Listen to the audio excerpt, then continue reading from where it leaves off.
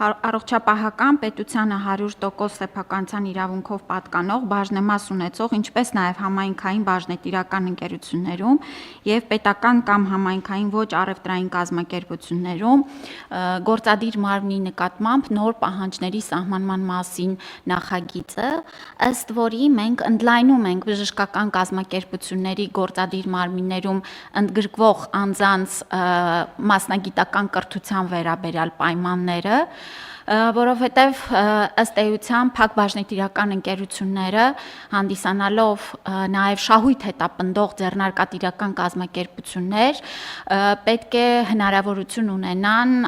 ուրեմն ընդգրկելու նաև ղեկավար կազմում այնպիսի անձանց, ովքեր ունեն համապատասխան կրթություն, որը չպետք է սահմանափակվի միայն բժշկական կրթությունով եւ ունենան նաև գործադիր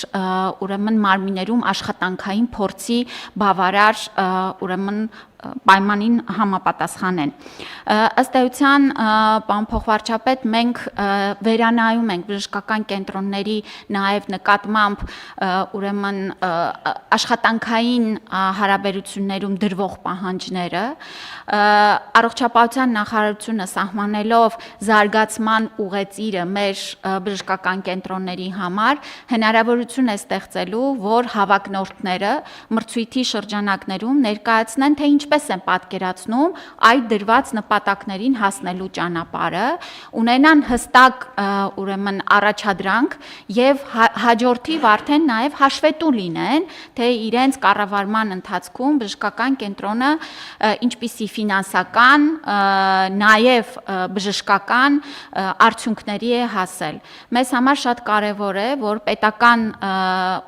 մասնաբաժին ունեցող բժշկական կենտրոնները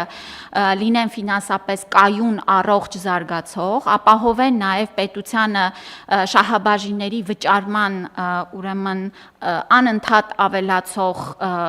արդյունքներ եւ մենք էլ ունենանք չափելի ուրեմն ինդիկատորներ, որոնցով կարող ենք դնել առաջադրանքները եւ հետո էլ գնահատել նաեւ մեր կառավարիչների աշխատանքային գործունեությունը։ Մենք իհարկե տարբեր ուրեմն չափի կազմակերպությունների համար նաև աշխատանքային ստաժի եւ կրթության մասով տարբեր պահանջներ ենք դրել, որովհետև այստեղ էլ պիտի հաշվի առնենք կադրային հագեցվածությունը մեր փոքր ամբուլատորիաների առումով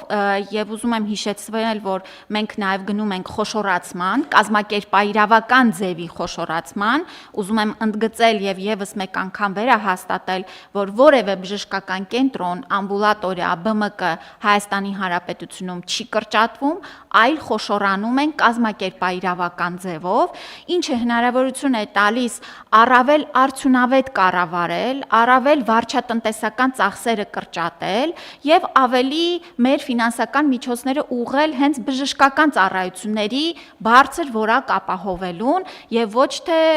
ըստ էության ոչ անհրաժեշտ ծախսեր իրականացնելուն։